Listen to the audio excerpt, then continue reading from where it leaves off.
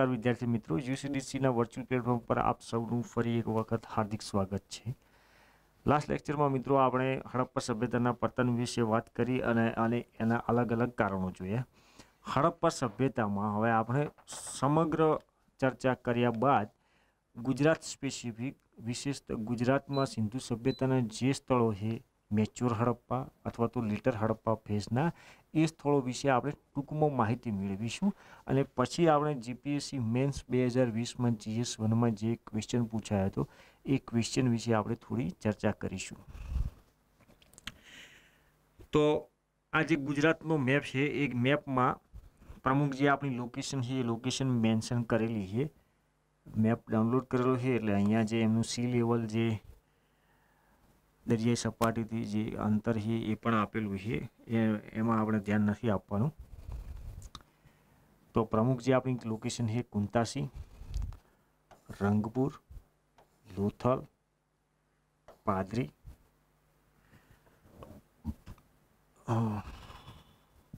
ધોલાવીરા, શિકારપુર, સુરકોટડા, રૂજડી।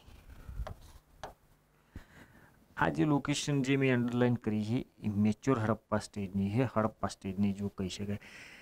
તો કોઈ હડપ્પા સ્ટેજ કહે તો એવું જ માનવાનું કે આ જે લોકેશન છે એ હડપ્પાના શહેરી અવસ્થા ચરણની છે અને આમાં શહેરી રચના, શહેરી નગર યોજનાના લક્ષણો પુરાવા મળ્યા છે અને આ દરેક સ્થળો 2200 ઈસવીસનથી 2200 થી 1900 ઈસવીસન પૂર્વે આ સમયગાળાના સ્થળો છે આ દરેક સ્થળો। પછી આપણે વાત કરીએ તો બાબરકોટ, આ જે રાઉન્ડ કરું છું એ નાગેશ્વર,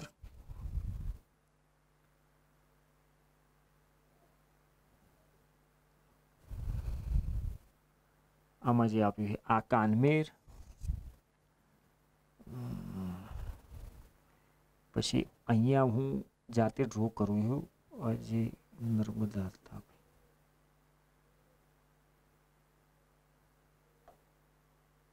માલવણ,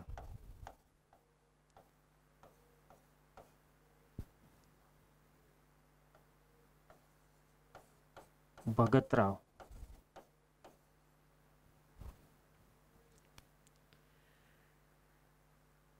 પછી અહીંયા બેટ દ્વારકા,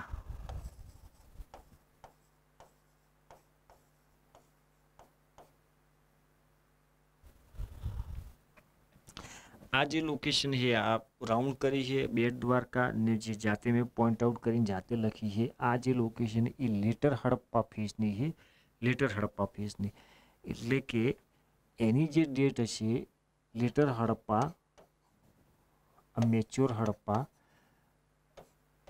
આ 1900 થી 1400 BC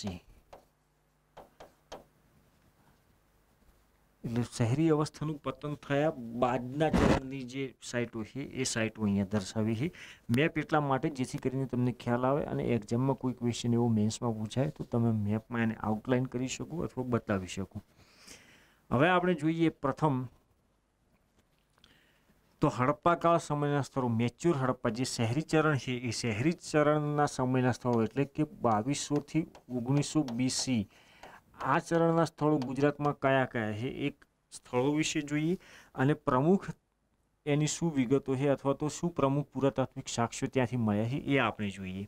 તો પહેલું છે ધોલાવીરા, એમાં મેં ડિટેલ લખી નથી આપણે કારણ કે ધોલાવીરા વિશે લગભગ તમને ખબર જ છે, એકદમ ઓકવર્ડ હોય અથવા તો કોઈ વિશિષ્ટ તથ્યાત્મક માહિતી હોય, પુરાતાત્વિક માહિતી હોય એ જ અહીંયા આઉટલાઇન કરી છે। બીજું છે લોથલ। લોથલમાં આફ્રિકાના જે મમી છે એ મમી જેવી કોઈ સાચવેલી ડેડ બોડીના આપણને પુરાવા મળ્યા છે। ગોરિલા કે જે ભારતીય મહાદ્વીપ ઉપર ગોરિલા જોવા નથી મળતા, આફ્રિકામાં જોવા મળે છે, તો ગોરિલાના ટેરાકોટા મોડેલ આપણને લોથલમાંથી મળે છે। બોટ જહાજ જે દરિયાઈ આપણા યાત્રા માટે થઈને જે બોટ્સ અલગ અલગ એના મોડેલ આપણને લોથલમાંથી મળ્યા છે। ફારસની ખાડી જે પર્શિયન ગલ્ફમાં અલગ અલગ જે રાજતંત્રો હતા એ રાજતંત્રોની આપણને મોહરો મળે છે। ઇજિપ્ત અને મેસોપોટેમિયા સાથે વ્યાપારી સંબંધોના પુરાવા। તો આ બધાથી એક વસ્તુ નક્કી થાય કે લોથલના આફ્રિકા સાથે સારા એવા સંપર્કો હતા. આ સંપર્કો ફક્ત વ્યાપારિક સંપર્કો પૂરતા મર્યાદિત નહીં હોય, સાંસ્કૃતિક સ્તરે પણ આ સંપર્કો લોથલના હશે. બોટના મોડલ એટલે કે જહાજરાણી ઉદ્યોગ. જો બોટ માટીની બનાવતા હોય તો એ મોડલના આધારે એ લોકો વિશાળ વાસ્તવિક બોટ પણ બનાવી શકતા હશે. તો લોથલમાં આપણને ડોકયાર્ડ મળે છે, એ અહીંયા લખ્યું નથી, એ કોમન બધાને ખબર જ છે. તો લોથલમાં જે ડોકયાર્ડ મળે છે, તો ડોકયાર્ડ સાથે આપણને બોટના ટોરાકોટા મોડલ પણ મળે છે. એટલે આપણે એવું માની શકીએ કે ફક્ત દરિયાઈ વ્યાપાર નહીં, પણ દરિયાઈ જે ઉદ્યોગ, જે જહાજ, જે શિપમેન્ટ જે હતું, એ શિપ મેકિંગનો જે ઉદ્યોગ હતો, એમાં પણ હડપ્પાવાસીઓ આગળ પડતા અથવા તો નિપુણ હશે. અલગ અલગ સ્થાનની જે મોહરો મળે છે, એ વ્યાપારિક જે સંબંધો હતા, એ સંબંધોની સાક્ષી પૂરે છે. નેક્સ્ટ આપણે વાત કરીએ રોજડી. લોકેશન છે ભાદર નદીના ડાબા કાંઠે. એ લોકેશનનું એનું સ્થાન એ આપ્યું છે જેથી કરીને તમને યાદ રહે. ગોંડલ તાલુકાથી 15 માઇલ જેટલું દક્ષિણ પશ્ચિમમાં.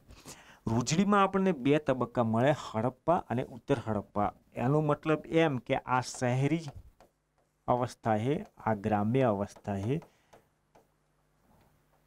આ 2200 BC શરૂઆત આની થઈ, આની 1900 BC. એટલે પતન પણ થયું. એક પરિપક્વ હડપ્પા પણ છે અને ઉત્તર હડપ્પા પણ છે.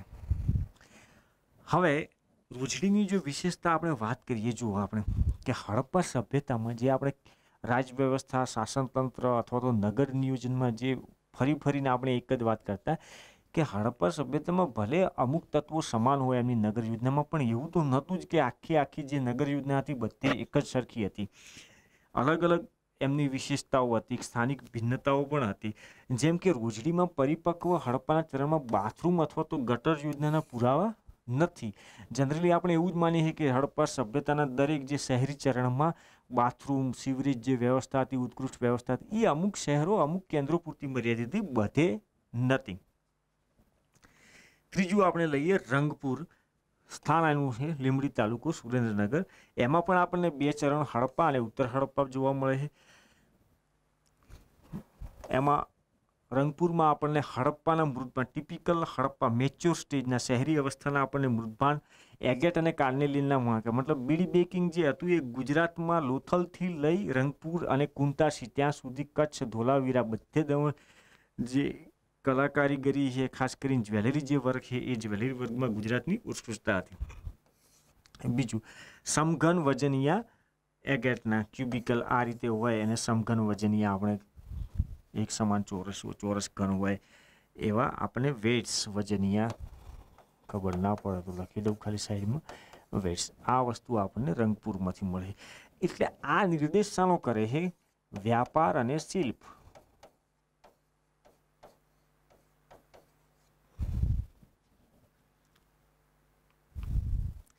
કુંતાસી ઓરિજિનલ જે સાઇટ છે જેનું એસ્કાવેશન થયું છે એ ઓળખાય છે બેબીનો ટીમ્બો, એ નામથી ઓળખાય છે. જ્યારે કુંતાસી એ ગામ છે, એ ગામની પાદરે અથવા તો ગામની નજીક જ જે સાઇટ છે એ બેબીનો ટીમ્બો એ નામથી ઓળખાય છે. નદી યાદ રાખજો, ખાસ કરીને પ્રિલિમ્સમાં પૂછે, સાઇટનું નામ પૂછાય, એક્ઝેક્ટ જે સાઇટ હોય, ટીલો હોય એનું નામ પૂછાય, અથવા તો નદી કિનારે અથવા તો નદીનું નામ પૂછાય. તો ફુલકી નદીના કાંઠે, તાલુકો મોરબી જિલ્લો, વર્તમાનમાં સમુદ્ર કિનારેથી 5 કિલોમીટર અંતર. જુઓ આપણે આગળ શું જોયું હતું, હડપ્પા સભ્યતાના પતન વિશે જ્યારે વાત કરી કે સમુદ્ર સ્તરમાં ઘટાડો થયો, તો સમુદ્ર સ્તરમાં ઘટાડો થયો એટલે શું થયું, આ જે લોથલ હતું એ દરિયા કિનારાની જે એની સ્થિતિ હતી, દરિયો થોડો દૂર થઈ ગયો, સમુદ્ર સ્તરમાં ઘટાડો થયો. બીજું જે આ કુંતાસી હતું, એ કુંતાસી સમુદ્રથી દૂર જતું રહ્યું. જે પાદરી હતું એ પણ સમુદ્ર એનાથી દૂર જતો રહ્યો જમીનના ભાગે. એટલે જે એમનું જે વ્યાપાર ને આખું જે શિલ્પ ઉત્પાદનનું જે હતું, શિલ્પ અને વ્યાપાર, એ પડી ભાંગે. તો હડપ્પા સભ્યતાના આ શહેરી ચરણના જે શહેરી જે અવસ્થા હતી, શહેરી અવસ્થાના પતનમાં આપણે જળવાયુ પરિવર્તન એક પ્રમુખ કારણ જોયું હતું. એટલે એને આપણે જળવાયુ પરિવર્તનમાં જે આપણે લોજિક આપ્યું એ લોજિકને સપોર્ટ પણ કરે છે પુરાતાત્વિક સાક્ષ્યો. ગુજરાતમાં મોટાભાગના જે પોર્ટ્સ હતા, જે બંદરગાહ હતા હડપ્પા સભ્યતાના શહેરી અવસ્થાના, એ બંદરગાહ જે તે સમયે ઉત્કૃષ્ટ બંદરગાહ હતા, પણ અત્યારે એ સમુદ્રથી જમીનની અંદરના ભાગમાં 5, 10, 15 કિલોમીટર જેટલા અંદરના ભાગમાં છે. તો એ આપણે જળવાયુ પરિવર્તન વધારે લોજિકલ સાબિત થયું, ખાસ કરીને ગુજરાતના અર્થમાં. તો આ પણ એક કુંતાસી ખાસ પોર્ટ હતું, યાદ રાખવાનું. કદાચ પ્રિલિમ્સમાં એવું પૂછે કે કયા કયા નીચેનામાંથી હડપ્પાકાલીન બંદરો હતા ગુજરાતમાં. કુંતાસી આપ્યું હોય, લોથળ આપ્યું હોય, માલવણ આપ્યું હોય, અથવા તો બીજું પાદરી કે બીજું કોઈ પણ આપ્યું હોય, તો આ યાદ રાખવાનું. હવે આની વિશેષતા શું હતી કુંતાસીની? તો કુંતાસીમાં કાચા માલની પ્રાપ્તિ, જે રો મટીરિયલ હતું, એ રો મટીરિયલ એ લોકો ઇમ્પોર્ટ કરતા, એને રો મટીરિયલને પાછું પ્રોસેસ કરવાનું, મેન્યુફેક્ચરિંગ કરતા, અને જે ફાઇનલ જે ફિનિશ્ડ ગુડ્સ હોય, વિનિર્મિત જે વસ્તુ હોય, ફિનિશ્ડ ગુડ્સ હોય, એને એક્સપોર્ટ કરતા. એટલે કે ઇમ્પોર્ટ, એક્સપોર્ટ, અને એક્સપોર્ટ કેવો હાઈ વેલ્યુ, ઉચ્ચ મૂલ્યવાળો નિકાસ. એટલે કે આમનો નફો અને સમૃદ્ધિ પણ કુંતાસીવાળાની બહુ વધારે હશે રો મટીરિયલ લઈ. એટલે એક રીતે વિચારો કે હડપ્પા લોકો કેટલા સમૃદ્ધ હશે. જે બ્રિટન ઔદ્યોગિક ક્રાંતિની શરૂઆત થઈને બ્રિટન ભારત સાથે જે કરતું કે અહીંયાથી કાચો માલ લઈ જતું અને ત્યાંથી જે ફિનિશ્ડ પ્રોડક્ટ હોય ભારતીય બજારમાં વેચવા મૂકતા અને પોતે બધો નફો પોતાના ઘર ભેગો કરતા. તો એ વસ્તુ હડપ્પા સભ્યતાના લોકો પણ એટલા ઉત્કૃષ્ટ હતા. એટલે સમકાલીન જે ટેકનોલોજી હતી, એ ટેકનોલોજીના આધારે જે ઔદ્યોગિક ઉત્પાદનની, શિલ્પ ઉત્પાદનની જે વસ્તુ હતી, એમાં હડપ્પા મોખરેનું સ્થાન ધરાવતું હોય છે. અને એ લોકો મેરીટાઈમ ટ્રેડ, દરિયાઈ વેપાર પર, જો જે બ્રિટનની જે સર્વોચ્ચતા હતી આધુનિક યુગમાં, એના શું મુખ્ય બે કારણો હતા? એક તો એમની ઔદ્યોગિક ક્રાંતિ, ઉત્પાદનની ઉત્કૃષ્ટતા, અને બીજું દરિયાઈ વેપાર. લગભગ વિશ્વના લગભગ દરિયાઈ માર્ગો ઉપર બ્રિટનનું પ્રભુત્વ હતું. તો હડપ્પા સભ્યતામાં પણ દરિયાઈ વેપારમાં પણ એટલા ઉત્કૃષ્ટ ને શિલ્પ ઉત્પાદન પણ આપણે એટલા ઉત્કૃષ્ટ. આમાં પણ બે ચરણ આપણને જોવા મળે, હડપ્પા અને ઉત્તર હડપ્પા. ઉત્તર હડપ્પા પ્રમાણમાં ગ્રામીણ ચરણ છે. પ્લસ જે આ પોર્ટ હતું એમાં માલ સામાનના સંચાલન માટે, મતલબ ઉતારવા માટે, ચઢાવવા માટે, બોટ્સમાં અને કાર્ગો જે શિપ હોય એમાં ચઢાવવા માટે એના ડોકયાર્ડ અથવા તો ઘાટ, આખું એક પ્લેટફોર્મ બનાવેલું હતું. એ પ્લેટફોર્મ ઉપર જે ફિનિશ્ડ ગુડ હોય અથવા તો જે ઇમ્પોર્ટેડ ગુડ્સ હોય એને લાવવામાં આવતો અને એને પાછું એના ઉપર ચડાવવામાં આવતો. એટલે આટલી ઉત્કૃષ્ટ વ્યવસ્થા હતી. તો કુંતાસીના સંબંધમાં આટલી વસ્તુઓ આપણે યાદ રાખવાની. નેક્સ્ટ આપણે વાત કરીએ શું, અહીંયાથી કોઈ મેજર એવું કોઈ મેજર ફાઇન્ડિંગ નથી. હા, ઘોડાના જે જડબું છે, ઘોડાના જડબાના જે દાંત, જે જો છે, નીચલું જો છે, લોઅર જો છે, એ લોઅર જોના સાક્ષ્યો અહીંયાથી મળ્યા છે. પણ એના વિશે પણ ઇતિહાસકારોમાં અલગ અલગ મત પતો કે ભાઈ આ અપવાદ હોઈ શકે. જનરલી હડપ્પાવાસીઓ જે એ ઘોડાથી પરિચિત નથી એવું માનવામાં આવશે, કારણ કે એમની સીલ્સમાં, એમની મુહરમાં ક્યાંય પણ ઘોડાના પ્રતીક અથવા તો ચિહ્નનો સમાવેશ થતો નથી. બીજો પણ ઘોડાની અસ્થિઓ વ્યાપક પ્રમાણમાં મળતી નથી. પણ આ એક જ એવું સુરકોટડા છે જ્યાંથી ઘોડાની અસ્થિ મળી. જો એક્ઝામમાં પૂછાય કે હડપ્પાવાસીઓ ઘોડાથી પરિચિત અથવા તો ઘોડાનો એક પાલતુ પશુ હતું, તો ખોટું. પણ ખાલી એક્ઝામમાં એવું પૂછાય કે હડપ્પા સભ્યતામાં ઘોડાના અવશેષો પ્રાપ્ત થયા છે, તો સાચું. પણ ઘોડાથી વ્યાપક પરિચિત નથી. દેસલપુર નદીનું નામ યાદ રાખવાનું, મુરાઈ નદીના કાંઠે, નખત્રાણા, કચ્છમાં. આમાં પણ ફક્ત મેચ્યોર હડપ્પા સ્ટેજ છે, મતલબ કે પરિપક્વ હડપ્પા. ઘણા એવા સ્થળો છે હડપ્પા સભ્યતામાં કે જેમાં એક જ સ્ટેજ હોય, મેચ્યોર હડપ્પા સ્ટેજ, ને બાજરમાં લેટર હડપ્પા ના હોય. તો જે શહેરી અવસ્થા છે એનું પતન થયા બાદ ત્યાંને ત્યાં એ લોકો ગ્રામ્ય અવસ્થા તરફ સ્થળાંતરિત નહીં થતા, પણ આખું જે સ્થાન હોય ત્યાં ત્યજી દેતા હોય છે. એનો મતલબ એવો થયો કે જે પરિવર્તનો જળવાયુ અથવા તો પર્યાવરણીય પરિવર્તનો એવા થયા કે હવે ભાઈ ત્યાં રહેવું જ શક્ય નથી. એટલા માટે શહેરી અવસ્થાનું પતન થાય એટલે ત્યાંથી લોકો વિસ્થાપિત થઈને બીજા કોઈ સ્થળે જતા રહે. જ્યારે ઘણા એવા સ્થળો છે કે જ્યાં એક જ સ્થળ ઉપર, અહીંયા મેચ્યોર હડપ્પાના આપણને અવશેષ મળે, પછી એના ઉપર લેટર હડપ્પાના. આ ગ્રામ્ય સંસ્કૃતિ હોય, આ શહેરી હોય. એનો મતલબ એમ કે લોકો શહેરી જાહો જલાલી છોડી ત્યાં ને ત્યાં જ ગ્રામીણ જીવન જીવવા લાગ્યા. જે મોટા મકાનો હતા એની જગ્યાએ ઝૂંપડાને એવું બાંધીને રહેવા માંડ્યા. પણ એમનો નિર્વાહ થઈ શકે, સંખ્યા ઓછી થઈ ગઈ. અહીંયા 5,000 માણસો રહેતા હશે તો અહીંયા 500 માણસ રહેતા હશે. તો એટલા સંસાધનો છે કે થોડી માત્રામાં લોકોનું જીવન નિર્વાહ કરી શકે એટલા સંસાધનો હશે અમુક સ્થળોએ. એટલે ત્યાં મેચ્યોર હડપ્પા પણ છે અને એના પછી તરત જ ઉપર એ જ સ્થળે લેટર હડપ્પા જોવા મળે.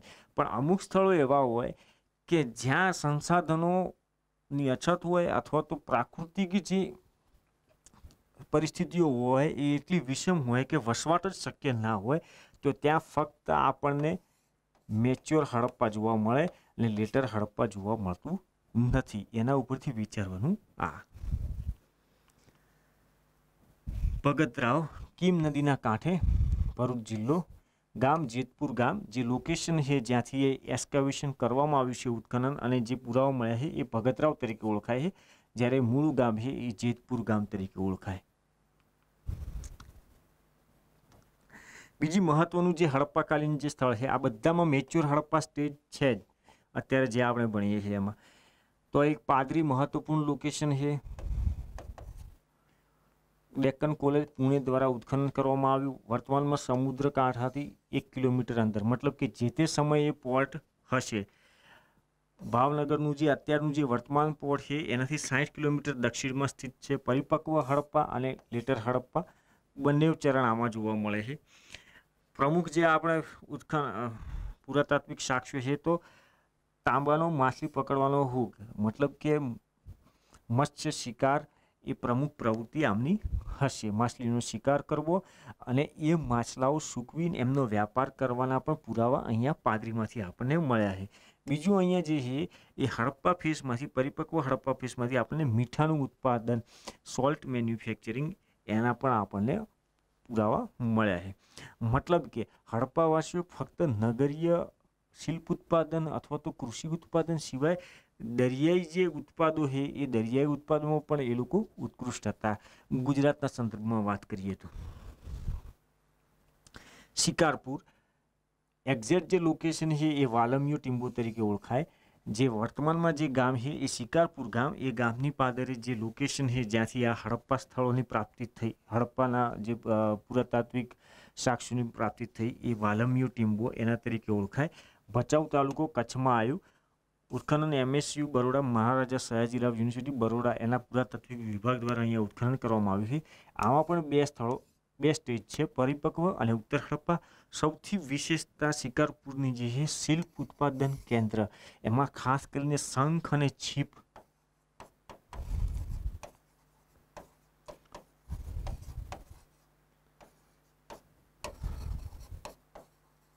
આની પ્રચુરતા છે.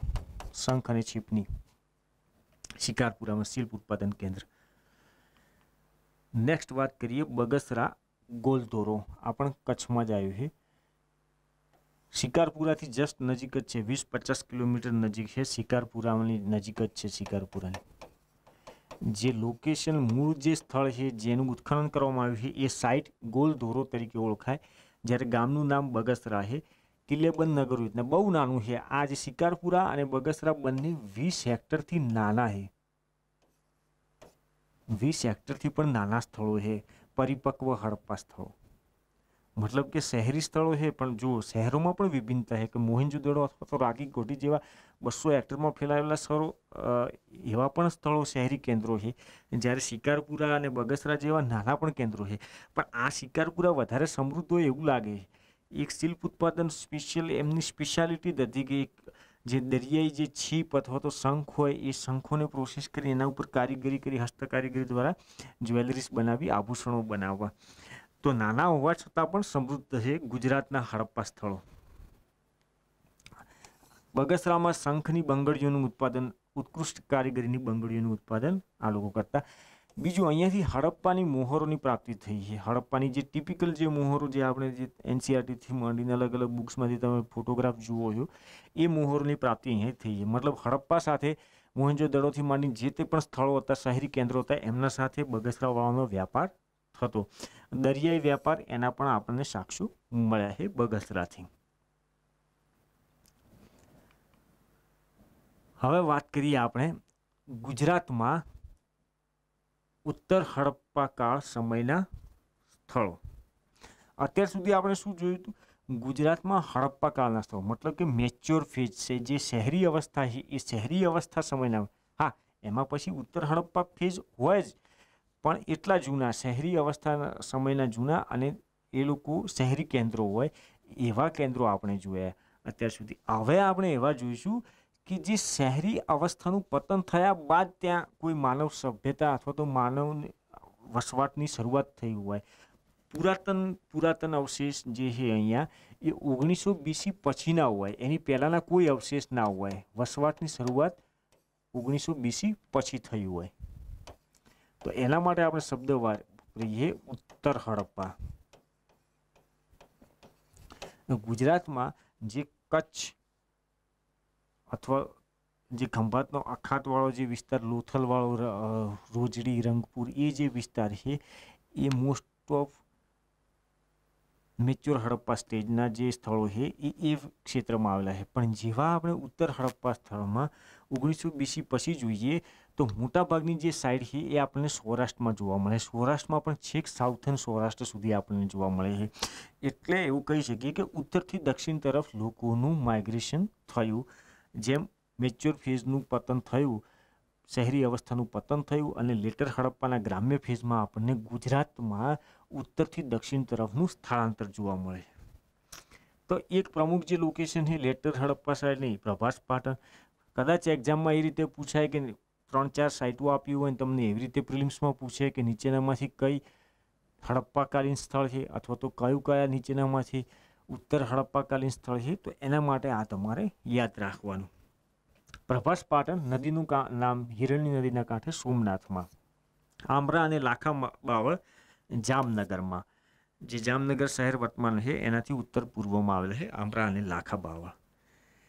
ત્રીજું બાબરકોટ, અમરેલી જાફરાબાદ નજીક બાબરકોટ. દેવાલિયો રંગપુરથી 6 માઇલ ઉત્તરમાં. જે રંગપુરની જે મેચ્યોર હડપ્પા સાઇટ જે છે એનાથી નોર્થમાં આવી છે દેવાલિયો.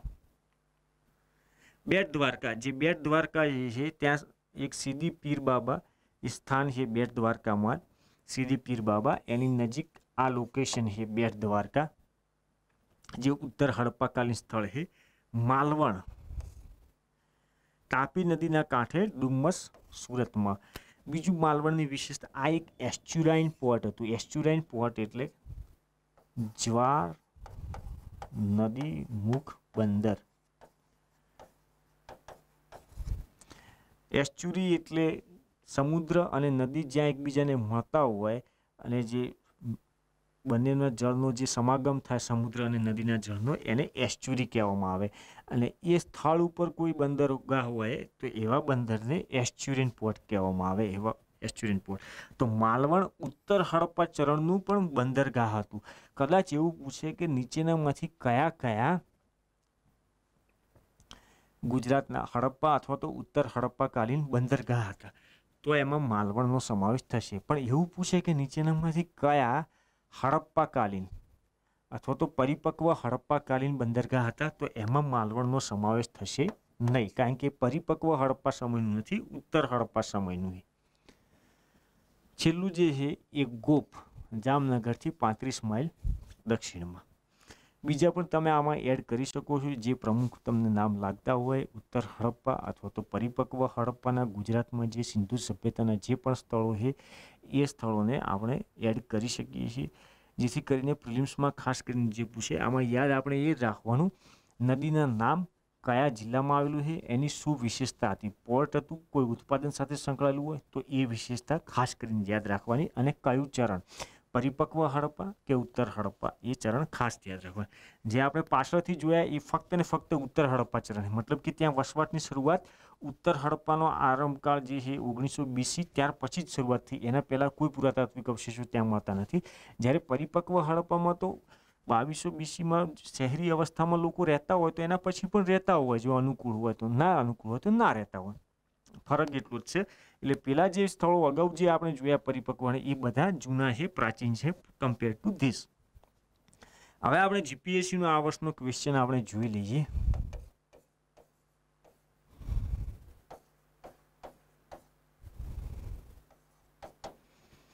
तो क्वेश्चन में એવું છે કે લોથલ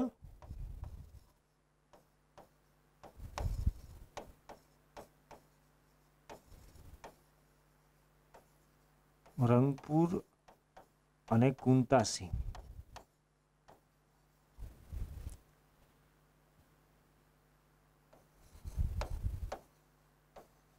નવીન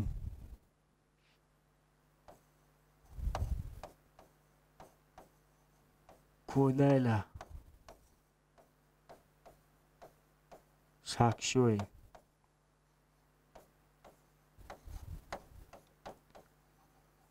સિંધુ સભ્યતાના લોકો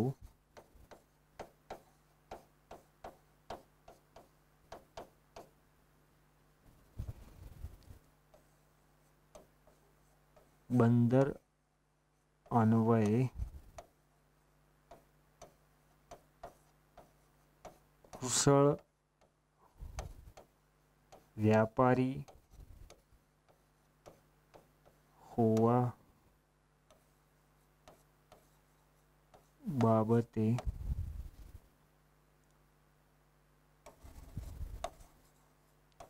નવીન સમજણ વિકસિત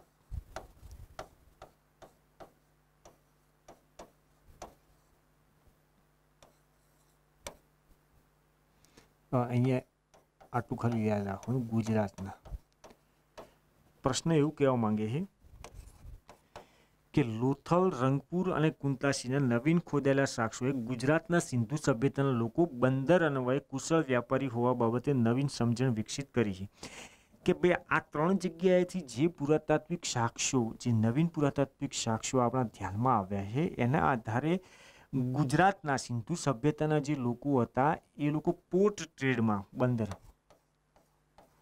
પોર્ટ બેઝડ બંદર આધારિત જે વ્યાપાર હોય એ વ્યાપારમાં જે ઘણા ઉત્કૃષ્ટ હતા અથવા તો જે એની સમજણ હતી એ આપણી સમજણ ઘણી વ્યાપક બની છે એ આપણે સમજાવવાનું છે તો આ સમજાવવા માટે આપણે પહેલાં તો લોથલ રંગપુર અને કુંતાસી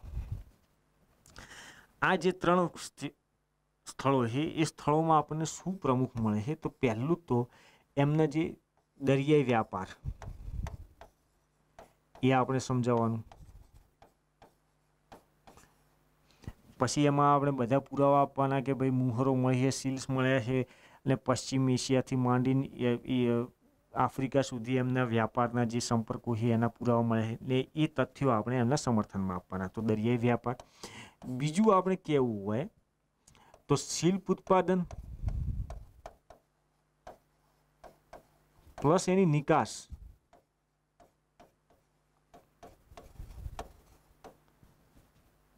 આ એક કહી શકીએ આપણે જો તમે લોથલ રંગપુર કુંતા ત્રણ પોર્ટ છે ત્રણમાં મણકા બનાવવાથી માંડીને એ જે છે બીડ મેકિંગથી માંડીને કોઈ સ્પેશિયલ જે હેન્ડીક્રાફ્ટ હસ્તકારીગરીને જે ઉદ્યોગ છે એ ઉદ્યોગોની લોથલમાં અને કુંતાસીમાં પ્રમુખતા છે ત્રીજું એક કહી શકાય કે આ જે ત્રણ સ્થળો છે એમાં આપણને અન્નાગાર કે એવું આપણને મળતું નથી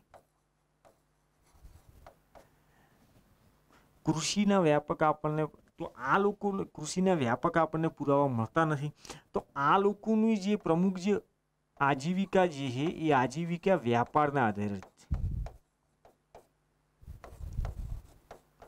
મતલબ કે વ્યાપાર કરવાનો એમાંથી કમાવાનું અને ધન ધાન્યથી માંડીને એ વ્યાપારની જે આવક છે એમાંથી કમાઈને આખી જે આ નગરોનું જે જીવન નિર્વાહ છે એ વ્યાપારને આધારે ચાલતું અને શિલ્પ ઉત્પાદનને આધારે ચાલતું તો આટલી આપણે વાત કરવાની ઓવરઓલ એમના જે વ્યાપારની જે પ્રવૃત્તિ હતી એમનું જે શિલ્પ ઉત્પાદન હતું પોર્ટ હતું ડોકયાર્ડથી માંડીને એની ઉત્કૃષ્ટ જે વ્યવસ્થા હતી વ્યાપારી તંત્ર દરિયાઈ વ્યાપારની એ આપણે વાત કરવાની એટલે આ ગુજરાતના જે સ્થળો છે એમાં ગુજરાતને વિશિષ્ટ બનાવે છે સિંધુ સભ્યતામાં વ્યાપારમાં સમય જતાં જેમ જેમ સાક્ષ્યોનું ઉત્ખનન થશે ને એનું જ્યારે વ્યાખ્યા કરવામાં આવશે ત્યારે પાકિસ્તાનના 2 કે 3 જ સાઈડ છે ખાસ કરીને સુદકો ગેંડોર અને બીજી એક સાઈડ છે કરાચી જોડે તો સિંધુ સભ્યતામાં દરિયાઈ વ્યાપારમાં સૌથી વધારે કોઈ આગળ પડતા હોય તો પાકિસ્તાન પછી બીજા નંબરે ગુજરાત જ આવે જેને દરિયાઈ સીમા લાગતી હોય હડપ્પાકાલીન સ્થળોમાં. તો ગુજરાતના હડપ્પાકાલીન જે સ્થળો હતા એમાં સિંધુ સભ્યતાની જે લીડ કોણ કરતું હતું? ગુજરાત કરતું હતું. ગુજરાતના જે સિંધુ સભ્યતાના લોકો હતા એ લોકો દરિયાઈ વ્યાપારમાં લીડ કરતા હતા. બીજું કે ઇન્ટિરિયર ભાગમાં આમાં આપણે જોડી શકીએ કે જે સિંધુ સભ્યતાનો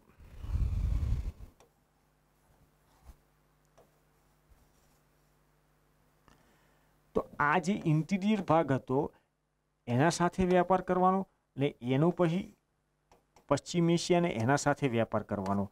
આ બંને આંતરિક વ્યાપાર અને બાહ્ય વ્યાપારમાં કડીરૂપ હતા. ગુજરાતના જે આપણા જે સિંધુ સભ્યતાના લોકો હતા, ખાસ કરીને પોર્ટ સિટી જે બંદરગાહ શહેરોમાં રહેતા હતા, એ લોકો આંતરિક અને બાહ્ય વ્યાપારમાં પણ કડીરૂપ હતા. એ પ્રમુખ વિશેષતા હતી અને આપણી જે સમજણ હતી એ સમજણને વધારે વિકસિત કરી છે આ જે નવીન શોધાયેલા સાક્ષ્યો છે એના આધારે. કારણ કે અહીંયા આપણને પશ્ચિમ એશિયાના, આફ્રિકાના એના પણ આપણને સીલ્સ અને મુહર મળે છે અને હડપ્પા મોહેંજો-દડો એના પણ સીલ્સ અને મુહર મળે છે. મતલબ બધા સાથે વ્યાપાર કરવાનો. એટલે એમની નિર્ભરતા જે હતી હડપ્પાવાસીઓ મોહેંજો-દડો, કાલીબંગન, રોપર, રાખીગઢી એ લોકો પણ આ લોકો પર નિર્ભર હતા અને પશ્ચિમ એશિયાના જે લોકો હતા એ લોકો પણ નિર્ભર હતા આમના ઉપર અમુક વસ્તુઓની ઇમ્પોર્ટ અથવા તો એક્સપોર્ટ માટે. એટલે ખૂબ જ કડીરૂપ અને ચાવીરૂપ ભૂમિકા આમની હતી હડપ્પા સભ્યતાના વ્યાપાર તંત્ર અને એમનું જે શહેરી જે સમગ્ર વ્યવસ્થા હતી, અર્થવ્યવસ્થા હતી, એ શહેરી અર્થવ્યવસ્થાના સંચાલનમાં ખૂબ જ કડીરૂપ ભૂમિકા હતી. તો અહીંયા આપણે હડપ્પા સભ્યતાનો સમગ્ર જે આપણો મુદ્દો છે એ મુદ્દો લગભગ અહીંયા પૂર્ણ થાય છે આપણો સિલેબસમાં. અને નેક્સ્ટ હવે આપણે શરૂ કરીશું વૈદિક સભ્યતા. વૈદિકમાં પણ પૂર્વ વૈદિક અને ઉત્તર વૈદિક અને એ રીતે ફક્ત આપણે જીપીએસસીને ધ્યાનમાં રાખીને, મેન્સને ધ્યાનમાં રાખીને અને મેન્સના ક્વેશ્ચનને ધ્યાનમાં રાખીને એ રીતે ટોપિક વાઇઝ સમજવાની કોશિશ કરશું. ત્યાં સુધી મિત્રો રજા આપો. નમસ્કાર.